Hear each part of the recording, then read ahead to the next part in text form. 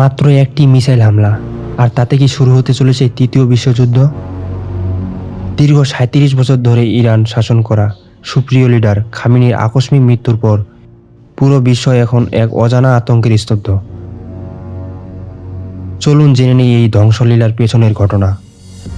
২৮শে ফেব্রুয়ারি ২০২৬ ইসরায়েলের একের পর এক মিসাইল আঘাত আনে ইরানের গুরুত্বপূর্ণ শহরগুলোতে। সবচেয়ে ভয়াবহ আঘাতটি আনে খামেনির বাসভবনে, যেখানে এই হামলায় নিহত হন তিনি।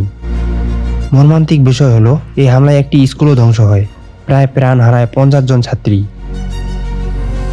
একই সময়ে আমেরিকা মধ্যপ্রাচ্যে অবস্থিত ইরানের বিভিন্ন সামরিক ঘাঁটিতে বড় পরিসরে আক্রমণ চালায়।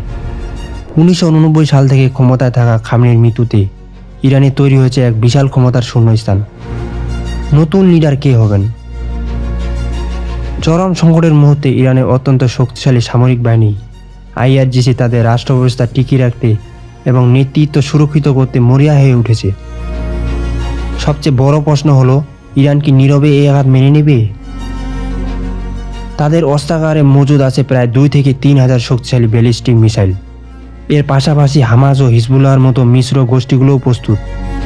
অস্তিত্বের সংকটে পড়ে ইরান যদি বিশ্বের ২০% তেল সরবরাহ রুট বন্ধ করে দেয়, তবে বিশ্ব অর্থনীতি ধ্বংসের মুখে পড়বে। আর এই সংঘাতে যদি রাশিয়া ও চীন সরাসরি জড়িয়ে পড়ে, তবে তৃতীয় বিশ্বযুদ্ধ শুধু এখন সময়ের ব্যাপার।